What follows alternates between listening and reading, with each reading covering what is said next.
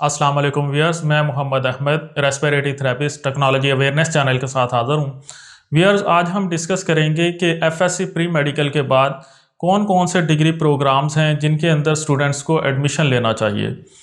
FSc pre medical करने के बाद स्टूडेंट्स को ये समझ नहीं आ रहा होता कि हमने किस हिसाब से एडमिशन लेना है, कि अगर हमारा एमडी कैट क्लियर नहीं हो पाता तो हमने फ़र्दर किन डिग्रीज़ की तरफ जाना है।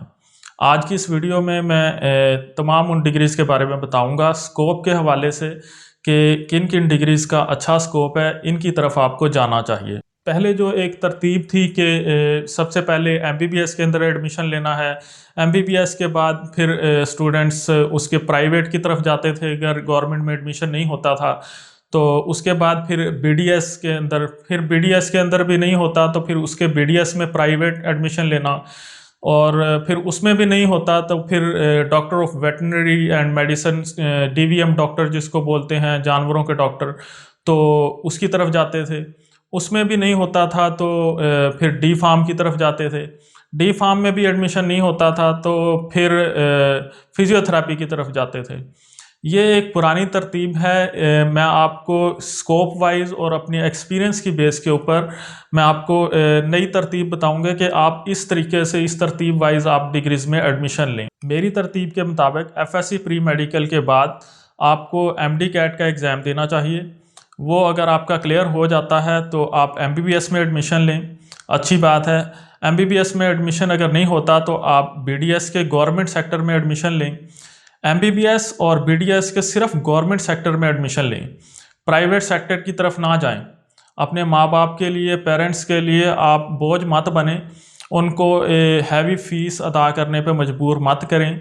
आप और डिग्री प्रोग्राम्स की तरफ आएँ। जो मेरी तरतीब है उसके मुताबिक सबसे पहले गवर्नमेंट के अंदर एमबीबीएस करें, गवर्नमेंट के एमबीबीएस के बाद बीडीएस गवर्नमेंट के अंदर, फिर बीडीएस के बाद गवर्नमेंट ही इंस्टीट्यूशंस या यूनिवर्सिटीज़ के अंदर डी फार्म की तरफ जाएं। डी फार्म भी प्राइवेट नहीं करना। फिर आप अलाइड हेल्थ साइंसेज के प्रोग्राम की तरफ आएँ।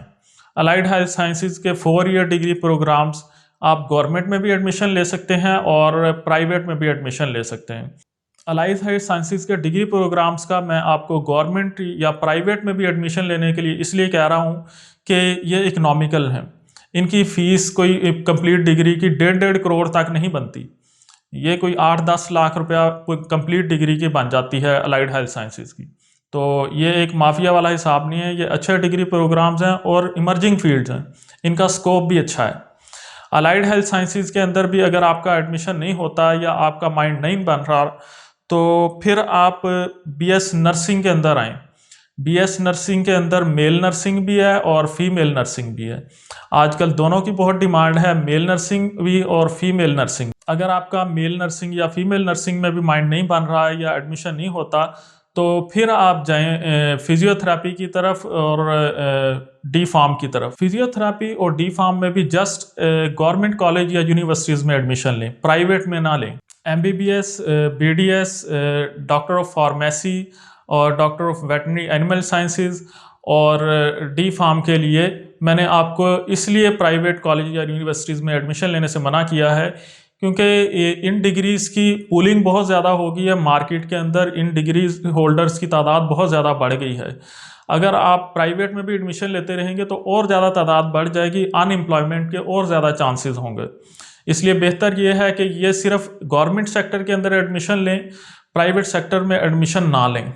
अगर आपने प्राइवेट सेक्टर में ही एडमिशन लेना है तो वो सिर्फ बीएस अलाइड हेल्थ साइंसेज के अंदर एडमिशन लें क्योंकि उनकी फ़ीस बहुत कम है और वो इकनॉमिकल है।